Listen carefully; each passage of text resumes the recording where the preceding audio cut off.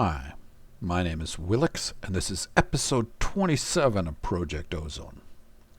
Today we're going to go over how to get a pseudo-inversion sigil. This will allow you to make the stable ingots instead of the unstable ingots that want to blow up when you're trying to craft something with them. So it's fairly simple, but let's get started on it right away. The first thing we're going to do is we're in the end and we're going to place a beacon down. And we need a 5 by 5 around it on each side. So 11 by 11 area. Now north is directly in front of us. So we are going to go north and we're going to count out 4 spaces, and on the 5th we're going to put down this chest. And in this chest we have basically things that can be cooked. Now there's a complete list of what things can go in this chest. I put the link in the description for this video. I've got 14 things in this chest. I only need 12, so you can pick out a couple of things that you don't want to get. Like let's say you didn't have a baked potato or you didn't have a nether brick. You could skip them and not put them in there. You need 12 items to do this. Let's double check 4 spaces. Yep.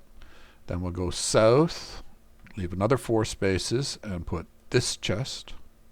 Is that 3 or 4? That's 3.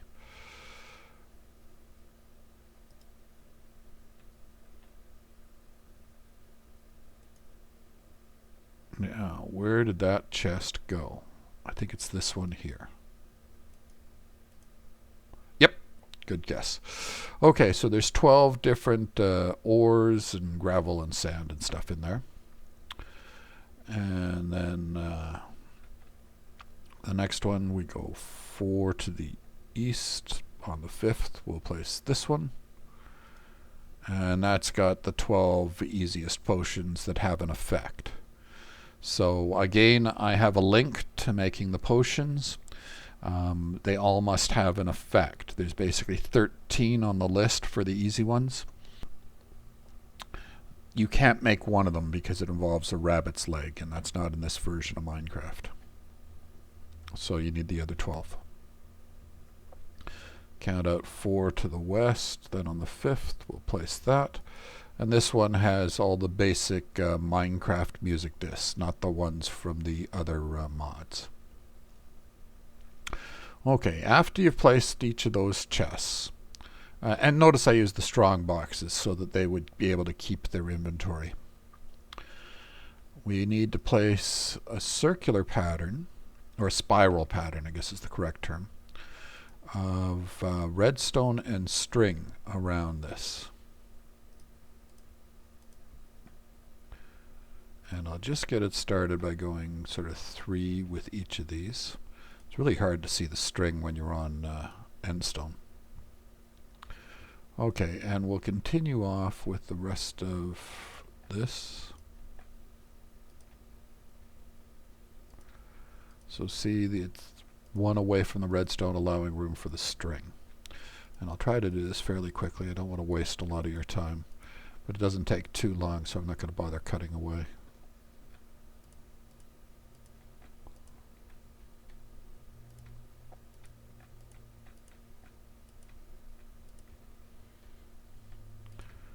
Come out. So we're going to basically fill the area inside the chests with either string or redstone, depending on what's needed.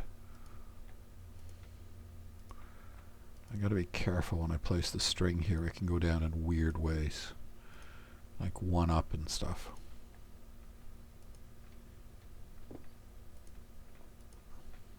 Yeah, I got a strange one here somewhere. There it is.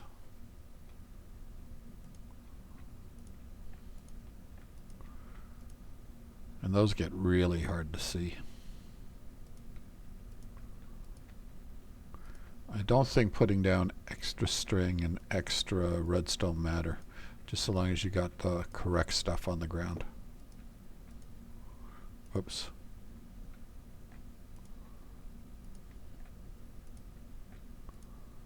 Yeah, we got 24 left of each from a stack of 64. That should do it.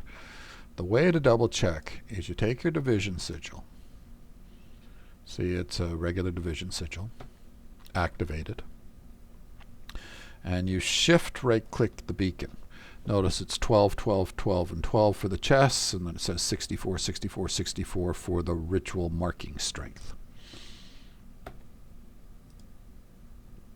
Okay, so all of that is done. Now, before we move on too far, I want to do something else here. I was recommended to make this black hole band by Mickey Minecraft. And so I did, and it works quite well. So what I do is I shift right click that and activate it. Once it's activated, I open up my alchemical bag, put the black hole band. Oh, it's pretty easy to make, by the way. Black hole band is a couple of dark matter and an iron band and some string. So long as you got the dark matter, it's easy to make. So now that this thing is up there, let's say I drop a couple of things on the ground that I don't need on me.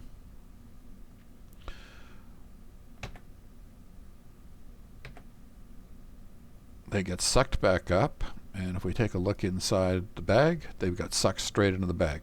So when I'm running around killing stuff really, really fast, I don't have to worry about picking up the loot. It all gets sucked into the bag. Okay, let's open up the GUI for my draconian stuff. In my case, it's C. You can configure that. C is the default, I think. And I'm going to change the speed on my legs. Movement speed modifier. We're going to put that up a bit because I got to run around and kill 100 things once this starts. And my, as you can see, my draconian staff, the AOE is already at 7x7. So the next step of this, whoops, I'm moving fast again. Shift click, there we go.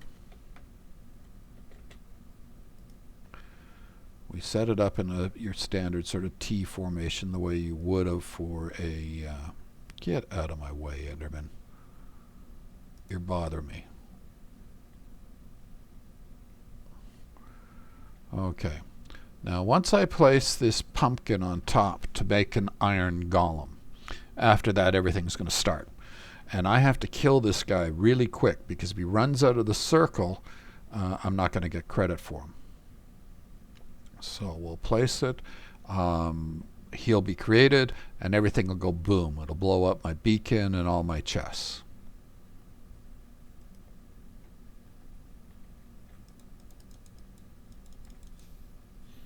Phew, he wasn't too far away. I don't know how I managed to miss the first time. Okay, where are mobs? Lots of mobs over here. Oh, and don't try to use bow for this. You won't get credit for the mobs when you do.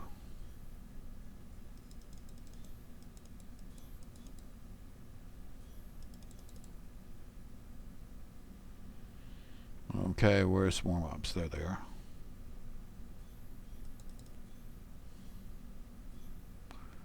Okay, let's find some more. Some blazes you'll do. Oh, and spiders.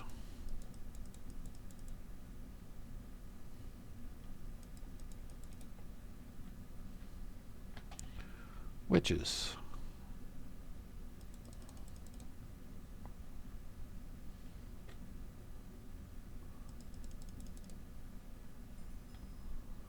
Really handy that I've got the 7x7 on this thing. Makes it a lot easier to kill a lot of things.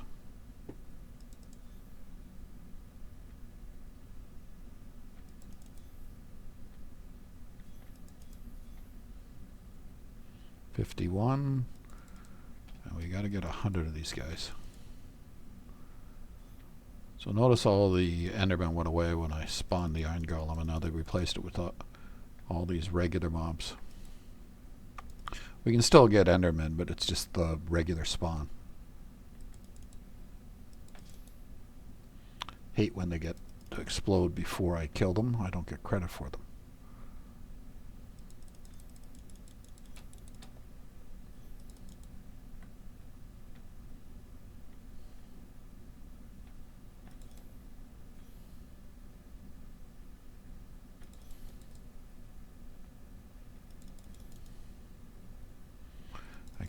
knocking holes in the ground instead.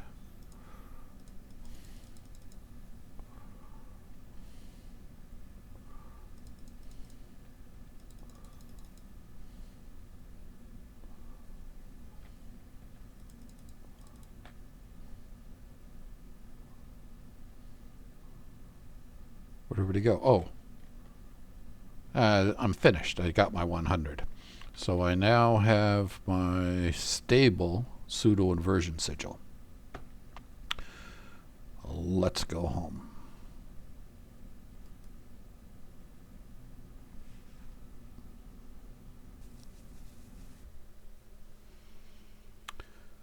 Now for the rest of this video, I am going to be showing you how I got the parts that I did, what machines I made, and other things that I did to make it easy. In case some of you are going to be tuning out at this point, I want to ask you a question before you go.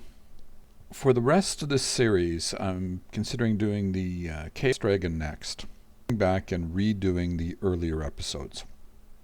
They are so out of date now. We've been through so many updates in the pack, and so many things have changed. All the recipes have changed, the strategy on which things you do first and why. Everything has changed. So I want to go back and redo them. But I want to ask you a question before I do that. Is there anything in the pack that you're having trouble with? Something that I haven't covered yet, that's deeper into the pack, and you've been waiting for me to get to it? If there is, let me know in the comments, and maybe I'll do an episode or two extra to cover off some of those areas that people are having trouble with. And then go to doing the earlier episodes. So let me know in your comments what you're having issues with. Okay, so let's cover off how I got the things. So the first thing was the ores. So, whoop. I'm moving way too quick. Let's deal with that. So I press the C key, then that, movement speed modifier, turn it down. And my thing just turned the rain off again. I should check and see if that's got enough emeralds to keep going. Okay, so this is the chest that all the ores are appearing in. They're coming from a laser drill. Laser drill is feeding them in through this test, and it's getting you all the regular ores and all the nether ores. It is not getting draconium. It is not getting things like shards from the dimensional shards, but it is getting all the nether ores as well as the regular ores, and including the metallurgy stuff. So let's go take a look at the laser drill here. Okay, so making a laser drill is fairly straightforward. Laser.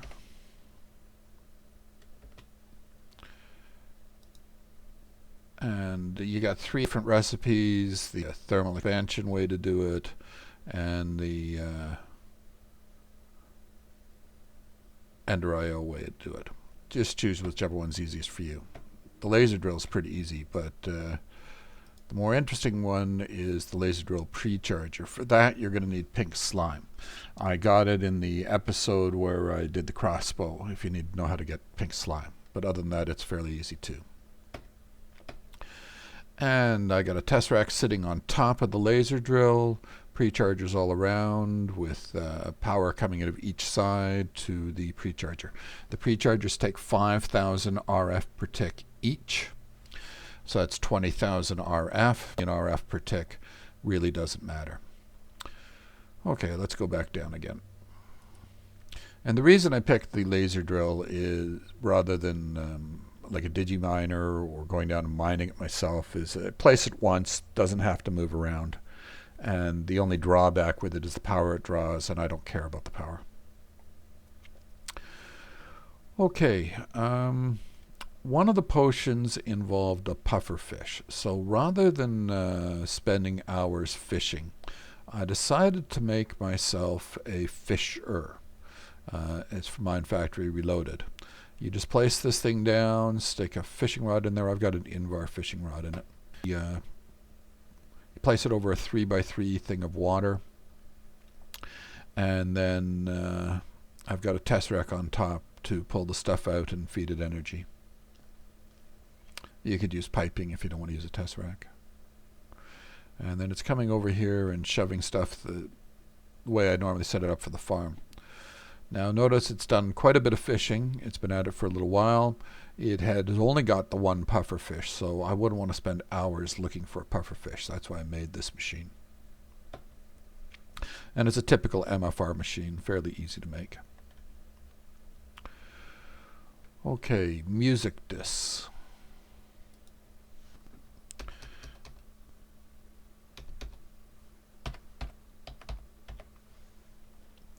All right, so the first couple of them, the 13 and cat, you can get from loot bags, but the other ones I decided to make. So to make them, you use creeper essence and skeleton essence around one color a die, and each of them uses a different color a die. So if you got magic crops up and going, they're fairly easy to make. Same thing over and over again. To make the dyes, again, I just use the Technicolor essence from Magic Crops. And I made all the 12 of them that way. Brewing. Let's show you, I'm not going to do them all, but I'll brew a couple of potions just to show you. I'm going to need a carrot. That's the first one on the list. So golden carrot.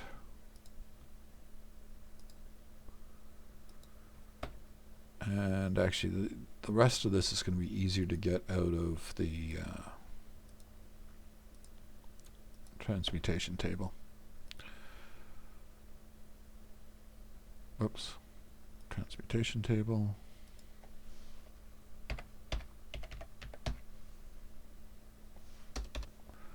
I need 3 of these, and I'm going to need some nether wart.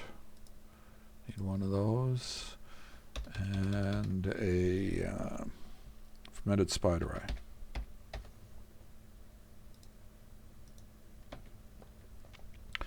So the way we do this, first off, we want bottles of water. So we're going to get 3 of them. We'll come over here to our brewing stand. Put the 3 bottles of water down here in the bottom. I'm going to start by putting another wort. Why am I lagging so bad? Put our nether wort in there. And it is going to make us awkward potions. Now, awkward potions do not have an effect, so they are not suitable for what we want. We're making the awkward potions to turn the awkward potions into other potions. So that's done, and we have 3 awkward potions from the 1. Okay. We're going to put one aside, and then we'll put in a golden carrot. And this is going to make us 2 night vision potions. Again, for the recipes on all of these, I've put a link in there that'll link to the page I'm using. So we're going to make 2 night vision potions, and then we're going to turn one of them into a potion of visibility.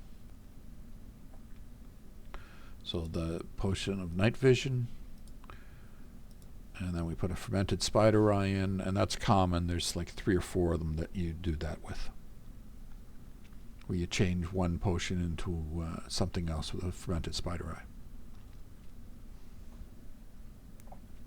And that's how you do all this. To make the brewing stand, you're going to need a blaze rod. If you don't have a blaze rod, there's my invisibility potion. If you don't have a blaze rod, you can put an angry doll in a barrel full of lava, and it'll summon you a blaze. Okay, so pins that, and yeah, I guess that covers sort of the basics of what I want to do on that part. Let's show you the Pseudo-Inversion Sigil working. So for this, we're going to need diamonds, and we're going to need iron. Notice you can do this in any crafting table. It does not need the basic table like the other one does. And that's the stable ingots. And I can right click and get 64 of those. Notice there is no uses on the Pseudo-Inversion Sigil anymore. It was a used sigil that I brought into the end to do the ritual, and it's now a full one. Okay, so, and these things will not blow up on me. So that covers off what I wanted to do. I hope you enjoyed the episode. Hope to see you next time. Go out there and have some fun. Thanks.